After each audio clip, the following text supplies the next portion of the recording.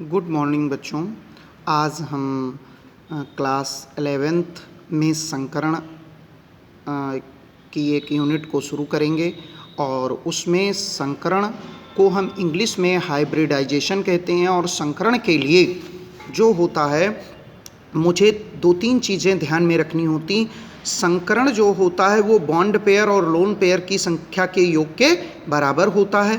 संकरण में मुझे एक चीज़ बॉन्ड पेयर जानने होते हैं और लोन पेयर जानने होते हैं। तो बॉन्ड पेयर और लोन पेयर जानने से पहले मुझे केंद्रीय परमाणु का पता करना होता है। केंद्रीय परमाणु बेटा वो होता है जिसकी ऑक्सीकरण योग संख्या यौगिक में सबसे ज़्यादा होती है, वही केंद्रीय परमाणु माना जाता है। अब केंद्रीय परमाणु पता हो जाए और केंद्रीय परमाणु से जितने भी परमाणु बॉन्ड द्वारा जुड़े हों वो तो हैं बॉन्ड पेयर, और जो केंद्रीय परमाणु के बाहरी कोश में जितने इलेक्ट्रॉन शेष बच जाएं वो हो जाते हैं लोन पेयर। इस प्रकार से हम क्या करते हैं, सबसे पहले देखते हैं कि हम सबसे पहले निकालते हैं किसमें CH4 में क्या संकरण। तो देखो CH4 लिखा, CH4 ठीक। इसमें हम सबसे पहले सेंट्रल एटम का पता करते हैं। कार्बन और हाइड्रोजन में कार्बन का जो ऑक्सीकरण संख्या है वो +4 होती है और हाइड्रोजन की कितनी होती है, +1 होती है। इसलिए हम कार्बन को क्या मानेंगे, केंद्रीय परमाणु मानेंगे। और कार्बन की जो बाहरी कार्बन लिखेंगे और कार्बन के बाहरी कोश में कितने इलेक्ट्रॉन हैं, परमाणु क्रमांक कितना होता है, 6। और परमाणु क्रमांक निकाल कर पता करके हम उसका इलेक्ट्रॉनिक विन्यास लिखते हैं और बाहरी कोश में इलेक्ट्रॉनों का क्या करते हैं पता। बाहरी कोश में कितने इलेक्ट्रॉन हैं, 4। अब हम क्या करते हैं, कोई केंद्रीय परमाणु लिख करके, जैसे कार्बन है और इसके बाहरी कोश के इलेक्ट्रॉनों को ऐसे उसके चारों ओर दर्शा देते हैं। और दर्शाने के बाद देखते हैं उससे कितने हाइड्रोजन एटम लगे हैं, 4। तो 4 हाइड्रोजन एटम ये देखो ऐसे जोड़ दिया। जब 4 हाइड्रोजन एटम जोड़ते हैं तो बेटा ये हमारे कौन बन जाते हैं, बॉन्ड पेयर। और शेष देखिए कोई भी इलेक्ट्रॉन शेष नहीं बचा है, अर्थात ये क्या है, लोन पेयर है, लोन पेयर नहीं है इसका मतलब। तो अगर देखा जाए तो BPS की संख्या, बॉन्ड पेयर्स की संख्या हमारे पास कितनी है, 4। और लोन पेयर्स की संख्या कितनी है, लोन पेयर कितने हैं हमारे पास, लोन पेयर हैं हमारे पास 0। टोटल हमारे पास कितने हुए, टोटल हमारे पास हुए 4।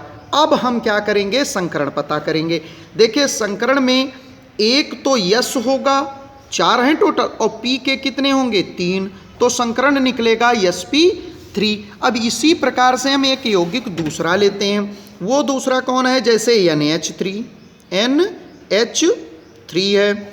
अब NH3 में हम सबसे पहले देखते हैं हाइड्रोजन की तो +1 है और नाइट्रोजन की कितनी है, नाइट्रोजन की हमारे पास -3 होती है।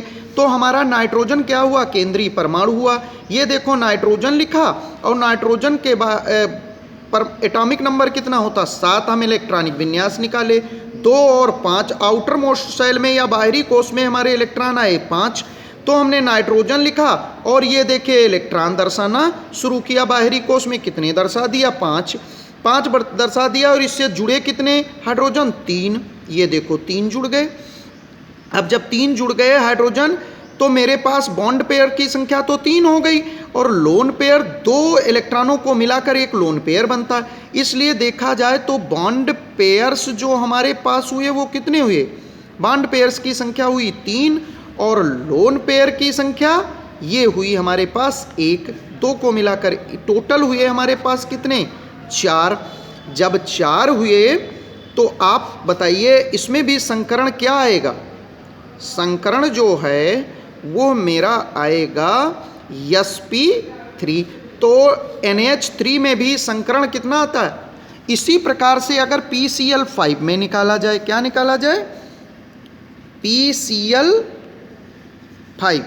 PCl5 में संकरण, तो बताओ फास्फोरस है, यहाँ Cl की -1 ऑक्सीकरण संख्या, फास्फोरस की -3 होती, तो आप अपने आप बता दो कि यहाँ पर अगर मैं संकरण का तो केंद्रीय परमाणु तो फास्फोरस हुआ, और फास्फोरस का परमाणु क्रमांक कितना होता है 15, कितना होता है 15 होता है।